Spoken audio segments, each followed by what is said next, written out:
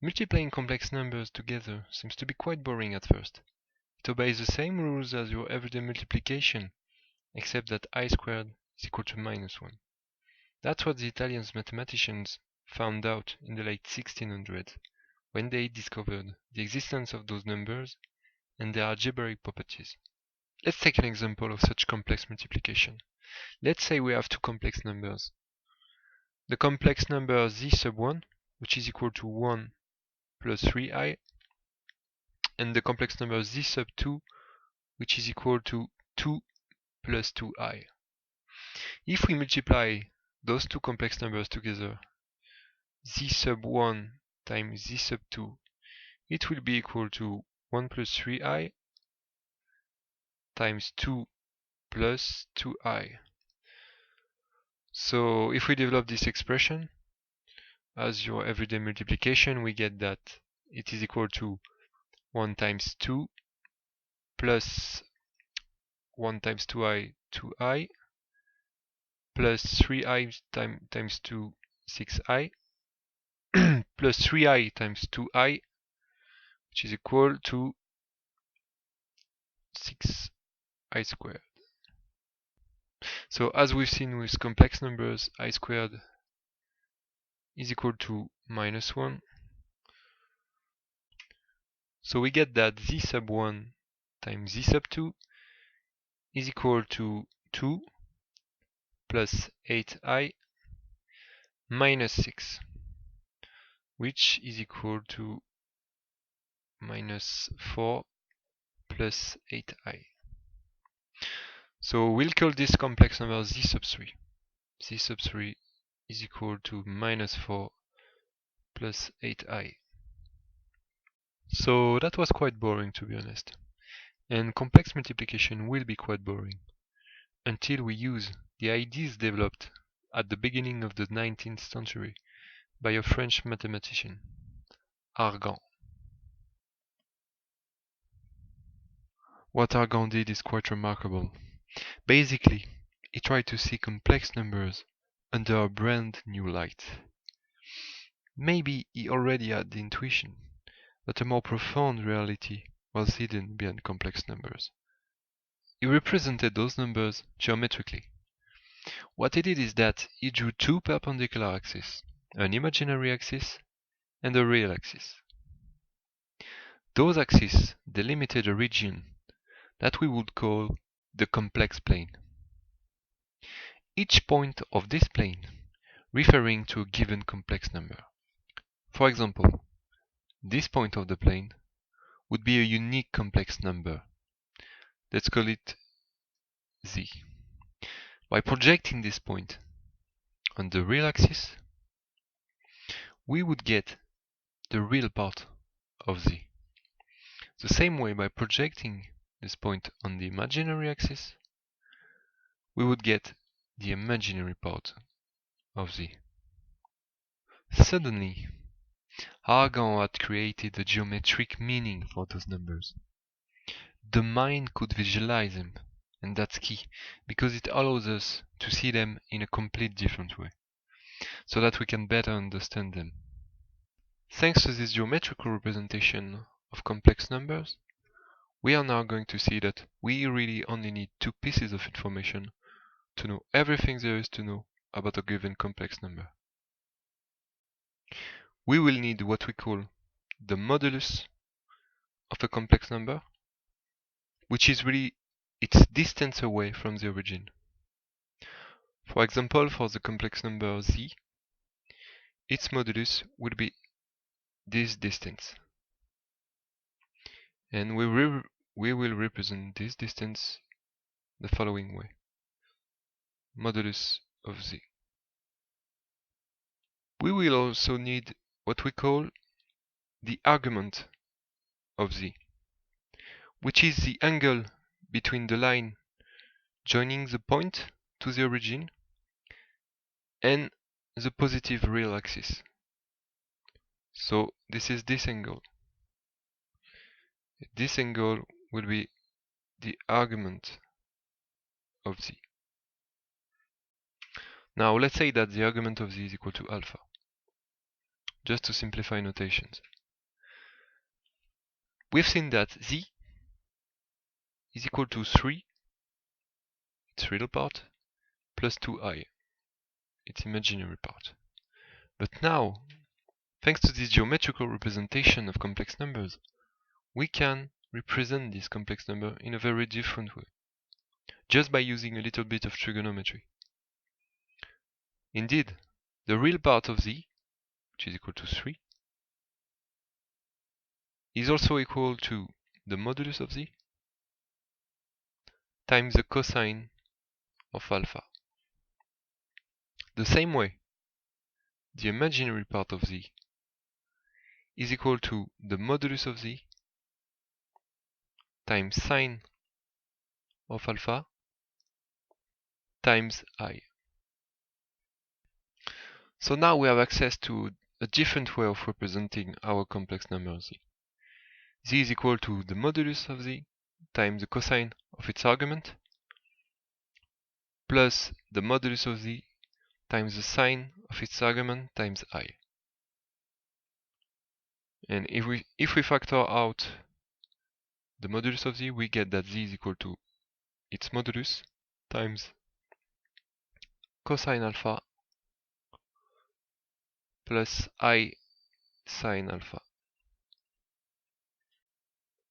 Now, going back to our supposedly boring complex multiplication that we've seen at the beginning of the video, so which was equal to z1 times z2 is equal to z3. So we said z1 to be equal to 1 plus 3i, 1 plus 3i. We said z2 to be equal to 2 plus 2i, and we found z3 to be equal to minus 4 plus 8i. So let's represent those complex numbers on the complex plane. Let's start with z1. z1 has a real part of 1 and an imaginary part of 3. So it will sit right here on the complex plane. Let me just erase all of this.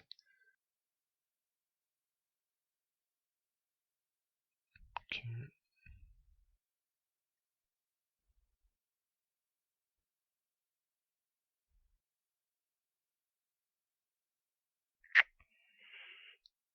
Alright.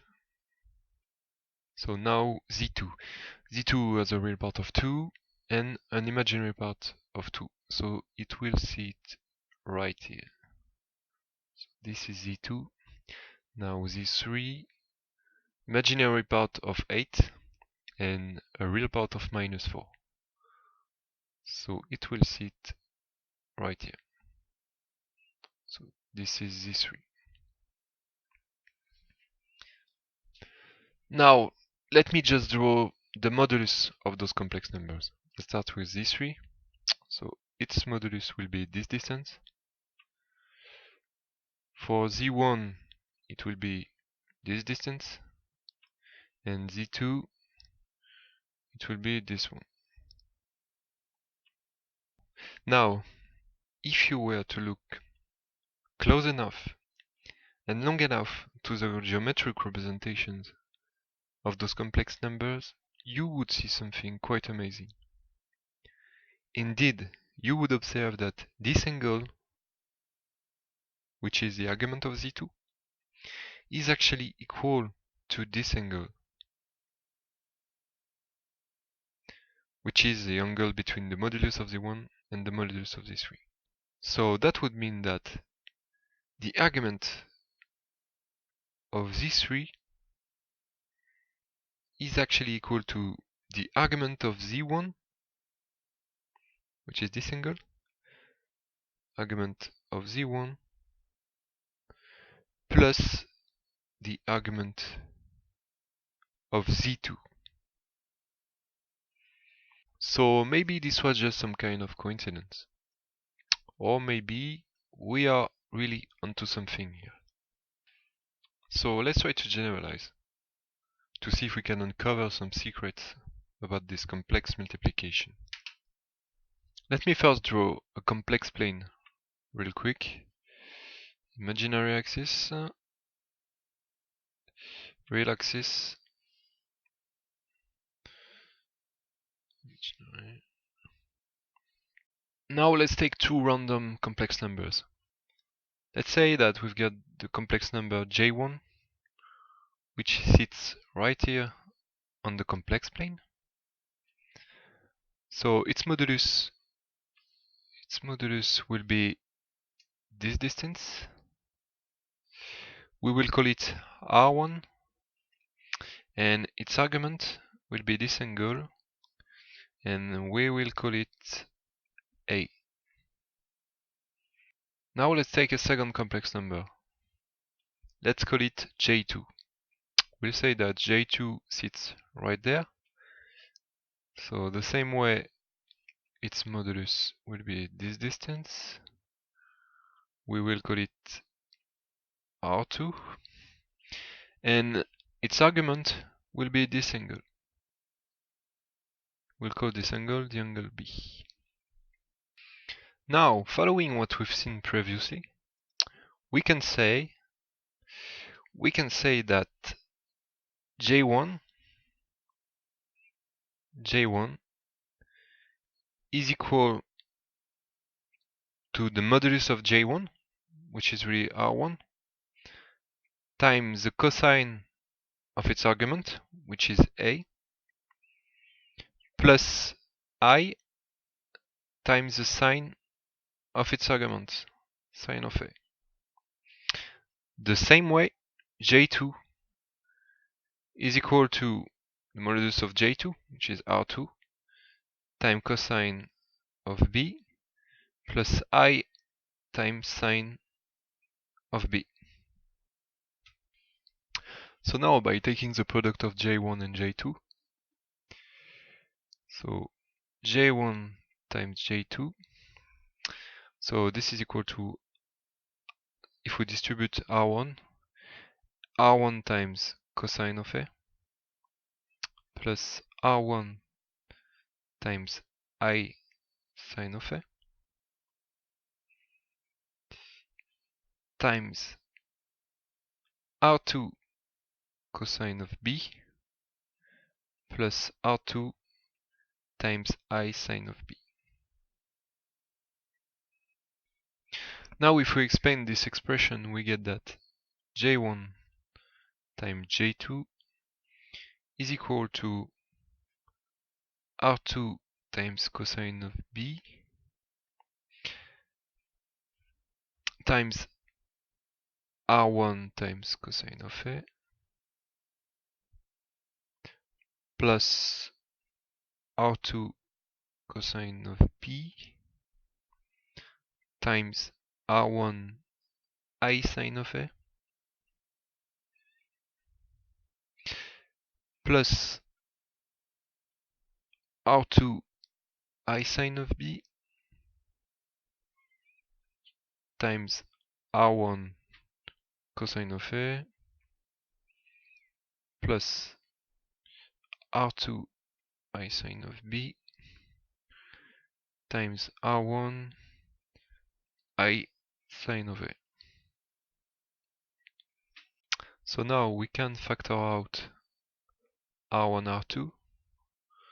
So we would get that J1 times J2 is equal to R1, R2 times cosine of B times cosine of A minus sine of B times sine of A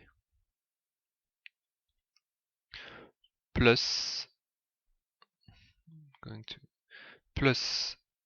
I times sine of B times cosine of A plus sine of A times cosine of B. So this is what we get. Now, if you remember your trigonometric identities, you would tell me that this expression right here is actually equal to cosine of a plus b,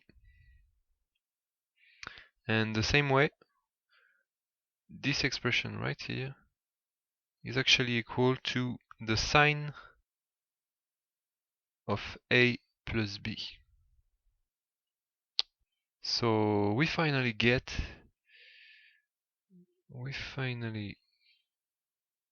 J1 times J2 is equal to R1 R2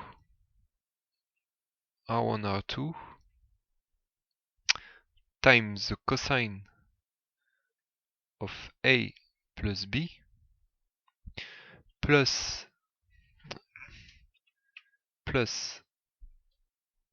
R1 R2 times the sine of A plus B.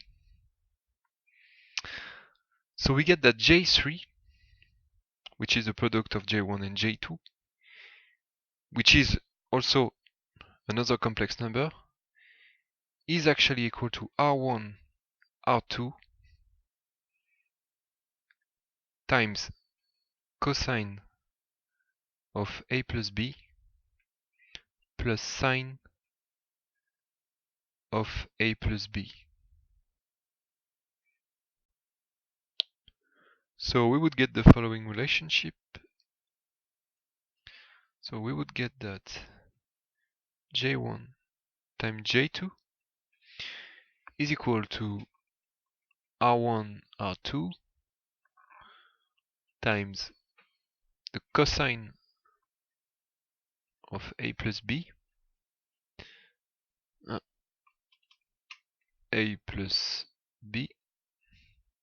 plus R1 R2 times I times the sine of A plus B. So we would get a third complex number by taking the product of J1 and J2. We would get a third complex number, we will call it J3, and J3 is actually equal to R1 R2 times the cosine of A plus B plus I times the sine of A plus B.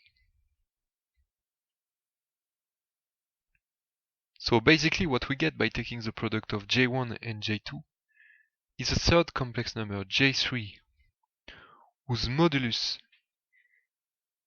is R1 R2, so this is the modulus of J3, and this modulus is actually equal to the modulus of J1 times the modulus of J2. The same way, we get that the argument of J3, which is A plus B, argument of J3, is actually equal to the argument of J1, which is equal to A, argument of J1, plus the argument of J2.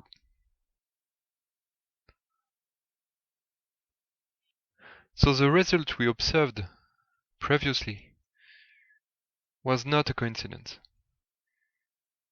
This is really a property of complex numbers and complex multiplication. And this is quite an amazing one. So why is it so amazing? Because it shows us how complex multiplication is actually all about rotation. And this is key. So if we go back to our first quite boring complex multiplication, now it enters a brand new dimension. Not only did we multiply z1 and z2 to get z3, what we did is actually that we performed a rotation of z1 by this angle right here, which is actually equal to the argument of z2. Or think about it this way. Let's say that z1 is a particle, When we multiply this particle by z2, what we are doing is actually pushing this particle away from the origin and rotating it by an angle which is equal to this angle right here. So now, after multiplying it by z2, she now sits right here on the complex plane. We pushed it away from the origin and we rotated it by this angle, which is also this angle right here. Just to be clear, let's take another example. Let's say that I've got this particle which sits right here on the complex plane. So this is also a complex number. I'm going to call it J, particle J. What I want to do is rotate this particle in the complex plane by an angle of 45 degrees. How can I do that? Well, what I can do is multiply J by a complex number whose argument is equal to 45 degrees. For example, this point, this complex number. So this complex number actually has an argument of 45 degrees. So let's call it K. So when I perform the complex multiplication J times K, so this is equal to 4 times 1 plus I. So this is equal to 4 plus 4i. So when I multiply this particle J by K, I rotate this particle by an angle of 45 degrees. 45 degrees. And I also pushed it away from the origin. Before multiplying it, it was this distance away from the origin, and after multiplying it, it is now this distance away from the origin. Okay, so far so good. I pushed the particle J away from the origin. I rotated it by an angle of 45 degrees. So at first she was at this position, position 1, and now she sits right here, position 2. But what if I keep doing it? What if I now multiply J2 by K? So what's going to happen when I do that? Once more, I'm going to rotate the particle by an angle of 45 degrees. But there will be also more scaling up going on. So what I'm going to get is actually 4 plus 4i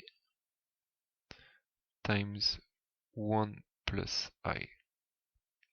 So this is equal to 4 plus 4i plus 4i plus 4i squared. So this is equal to 4 plus 8i minus 4, so this is equal to 8i. So now the particle will sit somewhere over here. So once again, she is pushed 45 degrees away from its previous position, which was right here, and she is also pushed away from the origin a little bit more.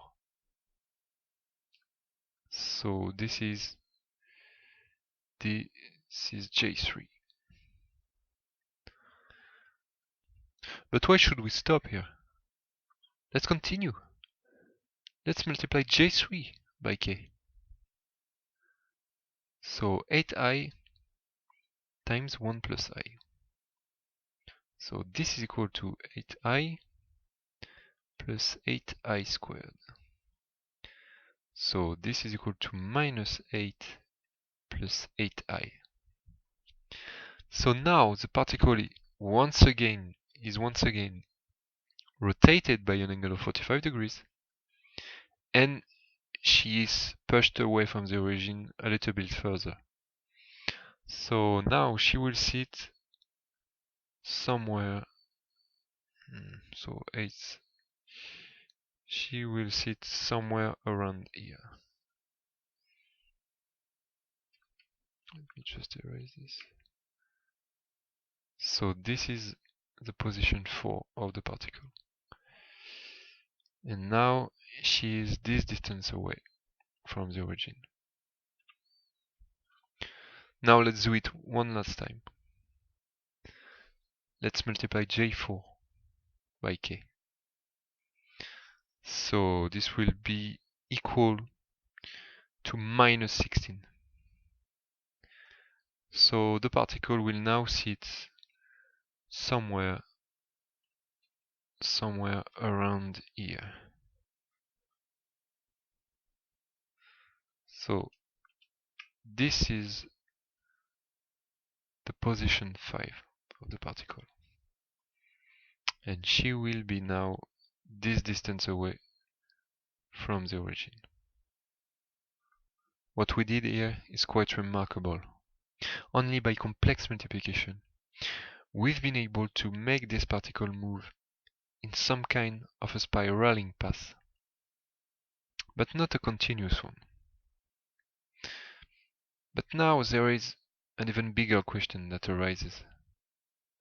Is there a way to make this particle move in a perfect circular path, a perfect continuous circular path, so that we start at this point and we end up at the exact opposite, only by doing complex multiplication? Is there a way to make this particle move on this path? That's what Euler's formula will be all about.